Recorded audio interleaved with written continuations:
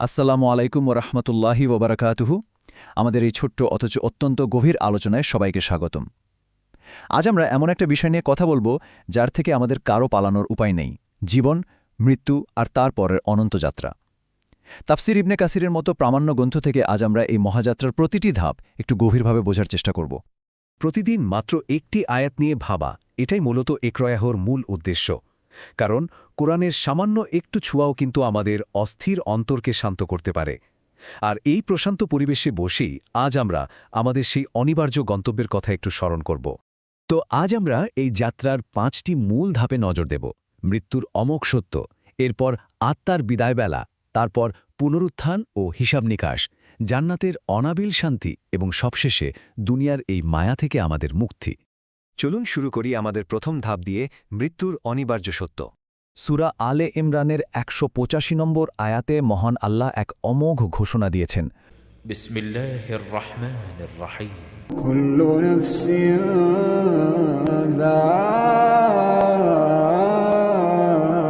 যায়িকাতুল মাউত। অর্থাৎ প্রতিটি প্রাণকে মৃত্যুর স্বাদ গ্রহণ করতে হবে। তাফসির ইবনে কাসিরে অত্যন্ত স্পষ্টভাবে বলা হয়েছে যে এই দুনিয়ার জীবন একেবারেই ক্ষণস্থায়ী। আসলে আমরা তো এখানে চিরকাল থাকার জন্য আসিনি। সাময়িক সময়ের এই দুনিয়ায় যখন আমরা কোনো প্রিয়জন হারাই বা তীব্র কষ্টে পড়ি, তখন এই আয়াতটিই কিন্তু আমাদের মনে করিয়ে দেয় যে এসবই সাময়িক, আর এই বোধটাই আমাদের অন্তরে এক অদ্ভুত প্রশান্তি আর শক্তি এনে দেয়। এবার আসি দ্বিতীয় ধাপে, আত্মার প্রস্থান বা বিদায়বেলাটা ঠিক কেমন হবে। সূরা ইব্রাহিমের তাফসিরে মৃত্যুর ফেরেশতাদের আগমনের দৃশ্যটি খুব চমৎকারভাবে তুলে ধরা হয়েছে। দুনিয়ার সময় যখন ফুরিয়ে আসে, আত্মাকে নিয়ে যাওয়ার জন্য ফেরেশতারা নেমে আসেন। কিন্তু একটা ব্যাপার হলো, এই বিদায় মুহূর্তটি সবার জন্য একরকম হয় না। আমাদের আধ্যাত্মিক অবস্থার উপর নির্ভর করে এই অভিজ্ঞতা সম্পূর্ণ ভিন্ন হতে পারে। এখানে দুটো সম্পূর্ণ ভিন্ন পরিণতির কথা বলা হয়েছে। একটু খেয়াল করলেই বোঝা যায়, একজন সত্যিকারের মুমিন বা বিশ্বাসীর আত্মাকে ফেরেশতারা অত্যন্ত মায়ার সাথে কোমলভাবে বের করে আনেন। তাকে শান্তির সুসংবাদ দেওয়া হয় আর তার জন্য আসমানের সব দরজা খুলে দেওয়া হয়। কিন্তু অন্যদিকে যারা সীমালঙ্ঘনকারী বা পাপী, তাদের আত্মাকে অত্যন্ত রুক্ষ ও কঠোরভাবে টেনে বের করা হয়। ফেরেশতারা তাদের শাস্তির খবর দেন এবং তাদের জন্য আসমানের দরজাগুলো চিরতরে বন্ধ থাকে। তাফসিরের এই বর্ণনা পড়লে সত্যি বলতে অন্তর কেঁপে ওঠে। শুধু তাই নয়, যারা সত্য থেকে মুখ ফিরিয়ে নিয়েছিল, তাদের কাছে মৃত্যুর ফেরেশতা মানে মালাকুল মাউত ঠিক কতটা ভয়ঙ্কর রূপে আসেন, তারও বিস্তারিত বিবরণ এখানে আছে। আগুনের পোশাক পরা সেই ভয়ঙ্কর রূপের কথা কল্পনা করলেই বোঝা যায় পাপীদের জন্য ওই মুহূর্তটি কতটা ভয়াবহ এক দুঃস্বপ্ন। এটি আমাদের সবার জন্য এক ভীষণ কড়া সতর্কবার্তা। এরপরেই আমরা প্রবেশ করব তৃতীয় ধাপে, পুনরুত্থান এবং চূড়ান্ত বিচার।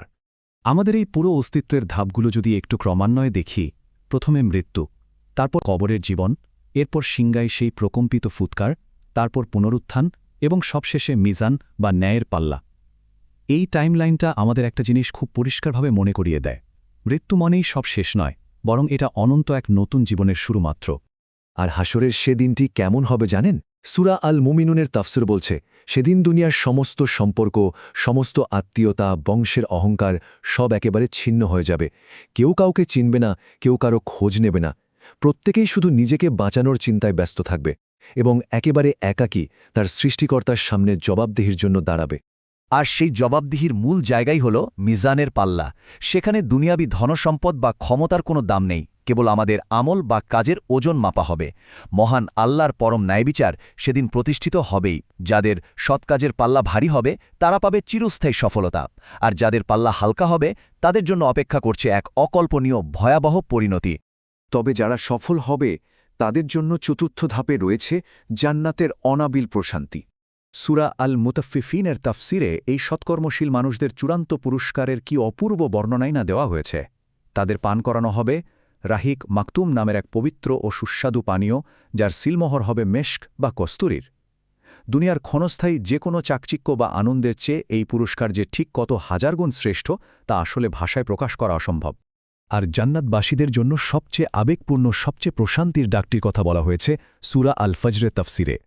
জগৎ সংসারের সব মায়া কাটিয়ে যাওয়া একটা পবিত্র আত্মাকে যখন স্বয়ং তার রব ডাকবেন, সেই মুহূর্তটা ঠিক কেমন হবে? সেই অসাধারণ ডাকটি হল, হে প্রশান্ত আত্মা, তুমি তোমার রবের কাছে ফিরে এসো, সন্তুষ্ট ও সন্তোষভাজন হয়ে। সুবহান আল্লাহ, কি অপূর্ব এই ডাক! যে আত্মা দুনিয়ার হাজারো প্রলোভনেও স্রষ্টার প্রতি অনুগত ছিল, তা কি অত্যন্ত ভালোবেসে নেককার বান্দাদের দলে এবং অনন্ত শান্তির জান্নাতে প্রবেশের আমন্ত্রণ জানানো হবে। আমাদের শেষ এবং পঞ্চম ধাপটি হল এই জাগতিক মায়া বা দুনিয়ার ধোঁকা থেকে মুক্তি। এতক্ষণের এই আলোচনা থেকে একটা বিষয় কিন্তু একদম পরিষ্কার। এই দুনিয়ার জীবনটা একেবারেই অস্থায়ী।